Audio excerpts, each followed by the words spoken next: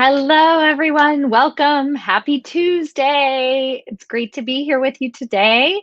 I'm going to be answering a question that one of my members of my community and my email list sent me asking, I really need to know how to handle condescending men virtually. So I'm going to be going through in detail the answer to this question. I get this type of question a lot. What do I do when I'm experiencing aggressive behavior from the people around me, or people are putting me down, or I don't feel like I'm being seen for who I am? Or quite frankly, I'm actually the victim of bias, right? So I'm going to be going through this question, really spelling it out in detail. If you have any questions while you are listening to this broadcast, please post them into the comments. Let me know about your specific situation. And if you're watching the replay, do that too. I go back through and answer all of the comments that I receive on the replay as well. So who am I? I'm Stacy Mayer from Stacy Mayer Coaching, and I coach corporate managers to get promoted into senior executive leadership positions. I work for some of the largest technology companies and the amazing humans who work inside them, and I am on a mission to bring more diversity to the boardroom by getting 1,000 managers promoted into senior executive leadership positions each and every year worldwide. So this is what I do every single day, is offer my clients the communication skills so that they can begin to advocate for themselves in an environment where not everybody in the boardroom looks and thinks and acts the same way as you do. So in this question from Laura, she kind of spelt out her particular challenge, and I'm going to reword it and paraphrase it and kind of change it around a little bit just for privacy's sake. But essentially what she's asking is, first of all, what to do virtually. So I want to answer that question because actually I would say nothing that you wouldn't do in person.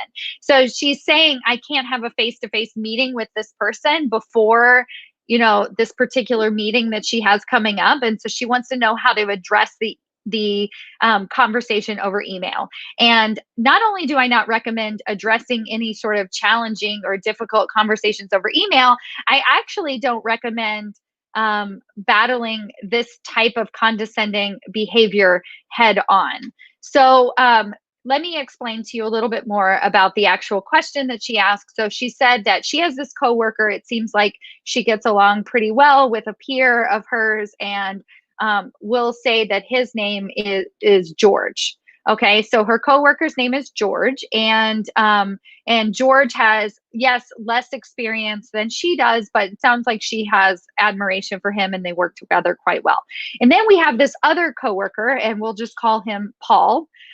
So Paul is actually the one who can do no wrong. He walks on water, right? He's probably the favorite of the leadership team, right? He seems like he can just say disparaging remarks and get away with it. Like, you might know this person at your company, unfortunately, right now. So Paul is the person who gets under her skin, right? And so he makes a comment about this meeting that is coming up later in the week about, I wonder what George would do in this situation. And I think what her response is, what would George do? What about what would I do? Why don't you actually ask what I would do? And so not only does she want to be included in the conversation, but it sounds like she wants to actually address his condescending remark, right? It sounds like this probably happens on a regular basis. So I'm going to give you an example from one of my clients who actually had to overcome something very, very similar. So she had a boss that was actually extremely condescending to her. She was at the vice president level, and her boss was, a senior vice president, and he just didn't care. He was basically condescending to everybody. But it seemed like in particular, he had it out for her, right? Like, it was like everything that she said got dismissed. He would dismiss her in public. He would dismiss her in private. He would just dismiss her all the time.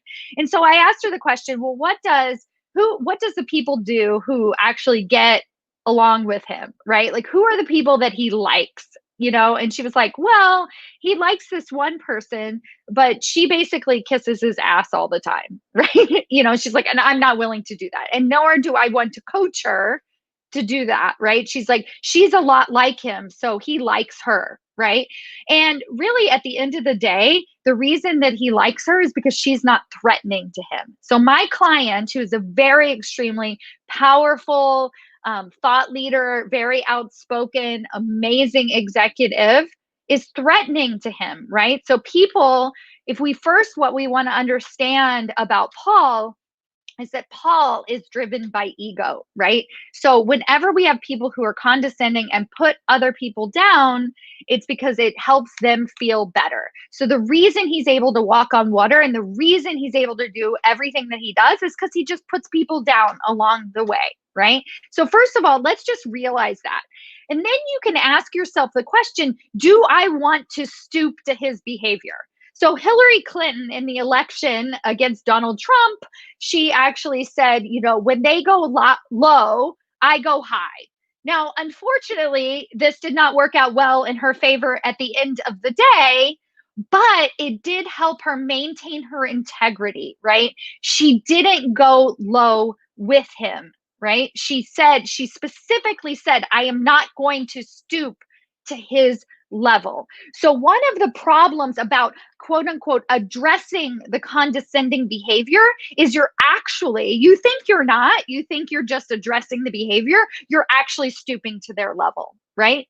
So what I mean by that is not like stooping to his level as in being condescending, but you're starting an argument with this person. And generally, when we start arguments with bullies, the bully wins. Why does the bully win? The bully wins because they're very ego driven. They've gotten power at the organization. So if he walks on water, in fact walks on water, you're going to look like the crazy person. It happens all the time. It doesn't matter if you're a man or a woman. If you start fighting him back, if you start arguing with him, you're going to get feedback, and you've probably already received this, that you are the person who needs to tone it down a bit. Okay.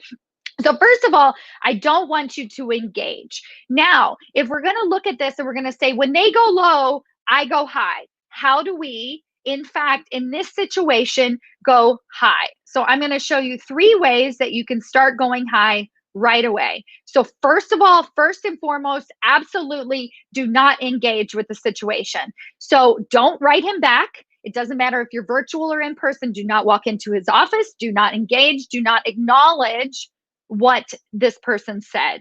And while you're doing that, try really, really hard not to ruminate on it, right? Get it out of your head so that you can think logically, so that you can think more at that higher level and think about, how can I actually solve this problem? Because the question that I have for you is, do you want to be right, or do you want to be heard?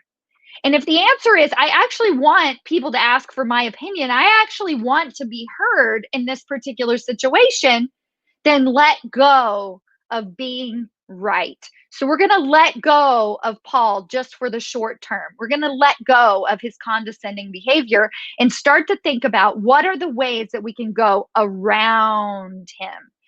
I recently did a podcast episode number 29, where I interviewed Trudy Bourgeois, and we had a courageous conversation about race. And in this conversation, she talks about creating allies. So I just linked to the podcast episode, so definitely check it out after this live. But she talked about creating other allies in the room.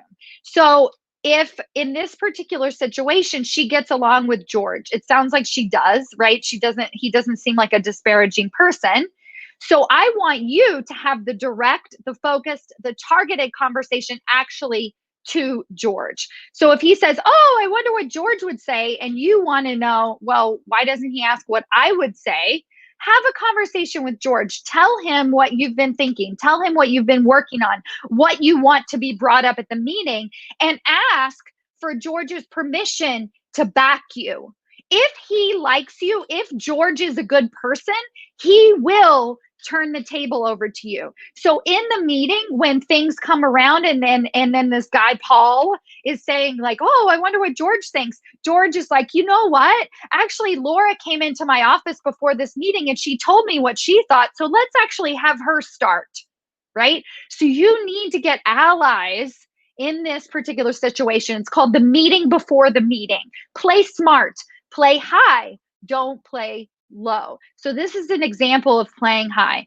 Another way that you could handle this is by actually having the meeting before the meeting with somebody like George, and you're saying, you're actually getting your thoughts together. You're actually saying, okay, George, I am curious what you think, right? Do you agree with what I'm about to present in this meeting? And so then when the situation comes around to you and Paul says, oh, I wonder what George would do. I wonder what George would say. Then you just actually reply back, well, actually, I presented my idea to George before this meeting, and George, you tell me if I'm wrong, but he agreed with my idea, which was blah, blah, blah, blah, blah, blah, blah, blah, right? And then you're also creating that allyship, right? So those are the two biggest things, is like, do the meeting before, first of all, disengage from the situation so that you can go high. And then focus on the right individuals. Who are those people who do already like you, that do have your back? Who are those people that you can create those allyships with that can actually bring you up? Now, you might say, all of this is annoying. I shouldn't have to do this. I shouldn't have to. But you know what? Honestly, unconscious bias or not, you work in a corporation, you have to put up with crap. I own my own business, I still have to put up with crap, right? We all have to put up with crap, and learning how to play the politics of life, quite frankly, is immensely beneficial, because it's actually going to get you to that next level of leadership, so that you're the one with the actual power. You're the one with influence. And if you can neutralize the situation with Paul over here along the way, now Paul is not going to constantly be out to get you. So when you do get that promotion, he actually likes you. So I talked about my client earlier who was not getting along with this boss of hers, and I showed her how to apply these techniques. And she has another boss who's even higher up, her boss's boss, right? Rumor started that she was the one who got along with this difficult individual.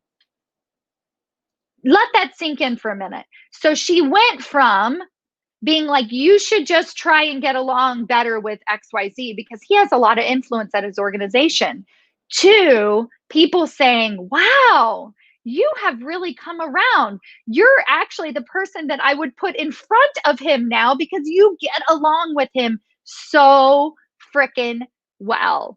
Now, the third piece of this puzzle is you are going to stay in your own lane. So we disengage from the situation, we create allyships, and then we knock it out of the park.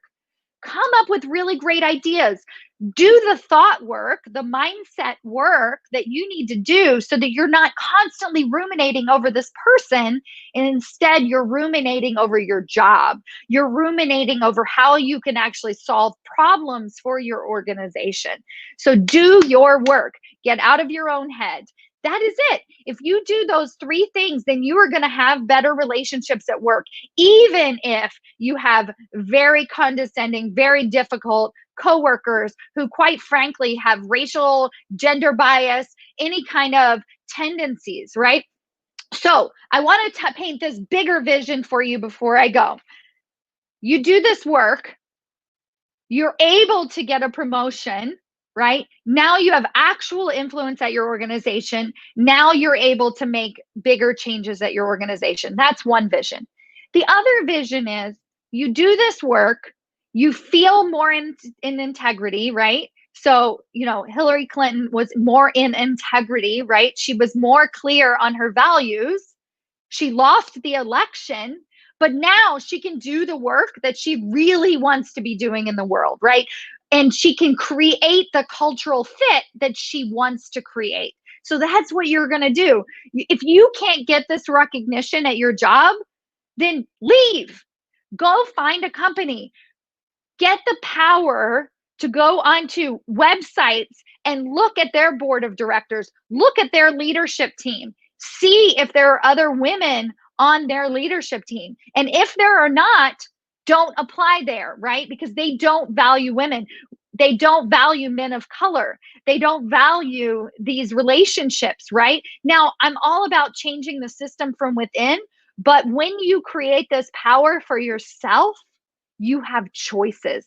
You can work, you can choose to work for an organization that is going to value you for the brilliant woman that you are, for the brilliant executive that you are. So go out there, Laura, and get them. I'd love to hear from you. I'd love to hear what you think about this. And also, if anybody is interested in taking this work deeper, if actually wants to talk about the microaggressions that you're facing at work, wants to talk about the particular challenges, and is really ready to make that leap to scaling yourself to the C-suite, then I invite you to sign up for a free career strategy session with me. You can go to my website. I will put it in stacymayer.com/apply. And when you go to that link, you're going to see the application page so that you can apply for a free career strategy session. And we can talk about your specific needs, what's coming up for you at work, so that we can actually scale you to that executive leadership position. Thank you so much for being here. Again, write comments, hashtag replay as you're watching, and let me know what you think. Let me know what your questions are, and I would love to support you at a deeper level. Take care. Bye.